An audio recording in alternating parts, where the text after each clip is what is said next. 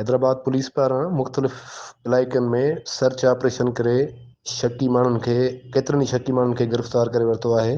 उन सिलसिले में CIA इंचार्ज ASP बल्दिया दिलावर ख़ान ऐं ॿी वॾी नफ़री काल्ह हैदराबाद जे मुख़्तलिफ़ इलाइक़नि में सर्च ऑपरेशन कयो, जिन में होटल ऐं कची आबादी वारा इलाइक़ा शामिल हुया। उन दौरान पुलिस सां मुख़्तलिफ़ हंधनि ते मुज़ाहमत पिणु थी, जंहिंमें 2 पुलिस एहलकार ज़ख़्मी थी पिया आहिनि।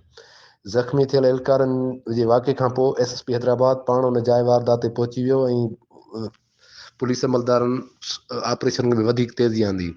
उन मौक़े ते ज़ख़्मी एहलकारनि खे SSP हैदराबाद अमजद शेख पारां शाबाश ॾिनी ऐं चयो त हिन ऑपरेशन में तव्हां जेको हिसो वठी हिमत सां कमु कयो आहे, उन ते तव्हांखे शाबाश मिले थी। जॾहिं त गिरफ़्तार थियल शकी माण्हुनि खे CI सेंटर ऐं ॿियनि थाणनि ते मुंतक़िल करे उन जी जांच कई पई वञे।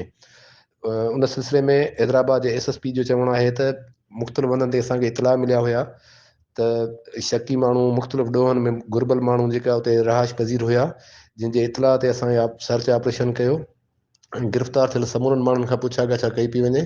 जेकर को बि उन्हनि में ॾोहारी माण्हू हूंदो त उन्हनि जे ख़िलाफ़ केस दाख़िल कयो वेंदो। मुख़्तियार बुरफ़त, इबरत न्यूज़, हैदराबाद।